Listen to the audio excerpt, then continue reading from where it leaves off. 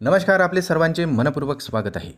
8 लाखापेक्षा जास्त सरकारी कर्मचाऱ्यांना खुशखबर, 1 मार्चपासून लागू होणार नवा नियम। तर यासोबतच अनेक निर्णयावर शासनाची सकारात्मकता। चला तर पाहूया ही आनंदाची बातमी। त्यापूर्वी चॅनलला नवीन असाल तर सबस्क्राईब करायला विसरू नका आणि नवनवीन अपडेट मिळविण्यासाठी बेल आयकॉनला प्रेस करायलाही विसरू नका।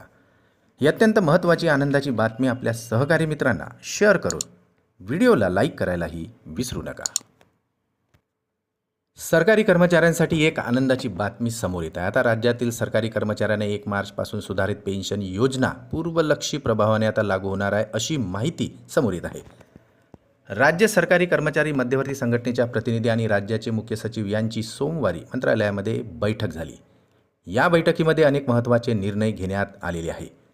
सरकारच्या या निर्णयामुळे आता सरकारी कर्मचाऱ्यांचा आनंद द्विगुणित झालेला दिसून येत आहे, कारण सरकारच्या या निर्णयाचा फायदा आता राज्यातील जवळपास 8 लाखापेक्षा जास्त सरकारी कर्मचाऱ्यांना होणार आहे।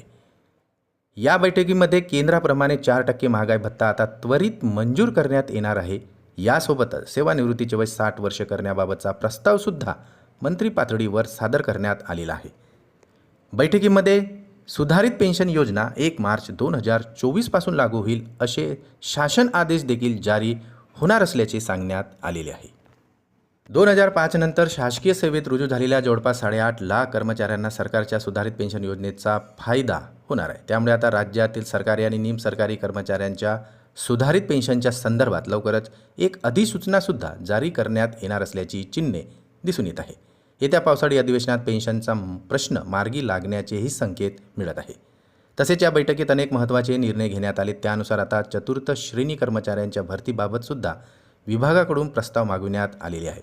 यासोबतच वाहन चालकांची रिक्त पदे भरण्याबाबतचा सुद्धा निर्णय घेतला जाणार असल्याचे सांगण्यात येत आहे। सोबतच शासकीय कर्मचाऱ्यांना वाढीव बालसंगोपन रजा देण्याबाबतचा अभ्यास करून योग्य तो निर्णय घेतला जाणार असल्याचे सांगण्यात आले आहे। शिवाय कंत्राटी आणि योजना कामगारांना संबंधित विभागाच्या मागणीनुसार आता सेवा नियमित करण्याचे धोरणसुद्धा राबवले जाणार असल्याचे सकारात्मकता शासनाने दर्शवलेली आहे। पुन्हा भेटू आमच्या YouTube चॅनलमध्ये नवीन अपडेट्ससह। तोपर्यंत आनंदी राहा, काळजी घ्या। नमस्कार।